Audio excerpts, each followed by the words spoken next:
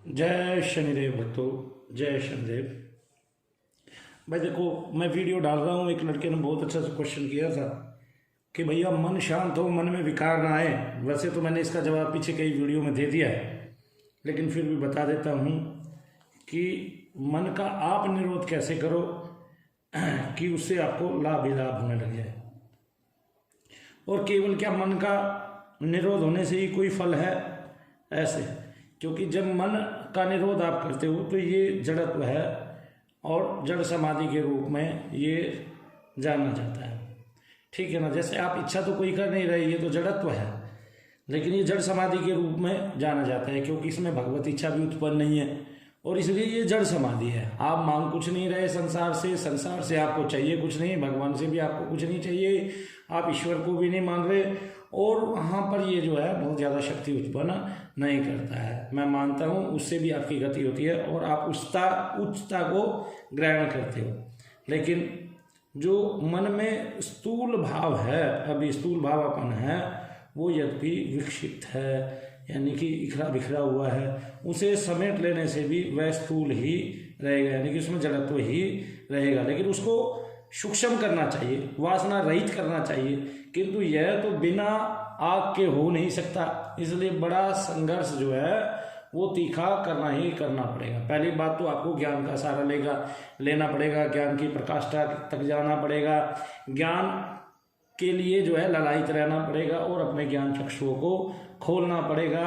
और ज्ञान अग्नि के जलने से ही वासना की कटेगी और मन जो है वो स्थूल रहित होके चेतन अवस्था की तरफ दौड़ेगा।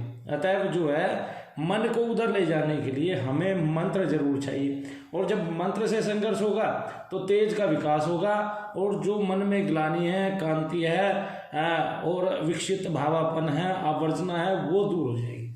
तो इस तरह से मन का त्राण, मन का जो है वो चैतन्य संपादन और मन का शोधन आपका जारी हो जाएगा। तो मन के स्थिर होने से संघर्ष होता है, तो संघर्ष फिर खूब जोर से होगा, आग तुरंत जल जाती है। जैसे मन स्थिर हो गया, मन जो है जड़ समाधि हो गया। अब इसमें जब हम मंत्र रूपी जो है जाप चालू कर देंगे, मंत्र जब चालू कर देंगे और मन में जो है इच्छाएं तो रही नहीं है, तो ये संघर्ष तीव्र होके अग्नि जो है वो तुरंत जल जाएगी। और मन को विक्षिप्त रखकर ही संघर्ष करने से संघर्ष निमित्त एक चुंबकीय धर्म विकसित होता है। एक ऐसा धर्म उत्पन्न होगा जिससे हमारे मन के समस्त जो है बिखरे हुए कण इकट्ठे होकर एक साथ एक तेज ज्योति के रूप में परिणत हो जाएंगे और वहाँ हमें प्राप्ति हो जाएगी। इसलिए जो स्थिरीकरण हमें मिला है, अगर वो मंत्रहीन है, वो स्थिरत्व साधना रहित मंत्र संघर्ष से श्रेष्ठ हो जाता है। तो अभी उसमें साधना रहित था, वो जड़ भावापन हो गया और एक तरह से जड़ समाधि के रूप में हो गया, जड़त्व हो गया। लेकिन जब हमने मंत्र जप स्टार्ट किया तो मंत्र जप से संघर्ष हुआ और वही श्रेष्ठ है। उससे अग्नि बनी, उत्पन्न हुई और उससे जो है मन के समस्त कण आकर इकट्ठे हुए और चुंबकीय जो तेज है वो ज्योति के रूप में परिणत हो गया। अब मन यदि स्थिर हो और प्राण स्थिर ना हो तो वह भी वास्तविक स्थिरता नहीं है। उस स्थिति में वासना की तरंगे कांपती रहती हैं, इसलिए सपने आते हैं। वैसे तो जगत जीव में जब हम जागृत अवस्था में होते हैं तो मन प्रबल होता है। आगे समझ, जब मन प्रबल होता है उस समय जो है प्राण प्रबल नहीं होता, लेकिन स्वस्थ सुसुप्ति अवस्था में प्राण प्रबल होता है और मन प्रबल नहीं होता। इसलिए वहां पर हमें बहुत सारे स्वप्न आते हैं और मन बेशक इधर आपका जो है ना स्थिर हो जाए, लेकिन चूंकि प्राण प्रबल है तो स्वप्न आते हैं।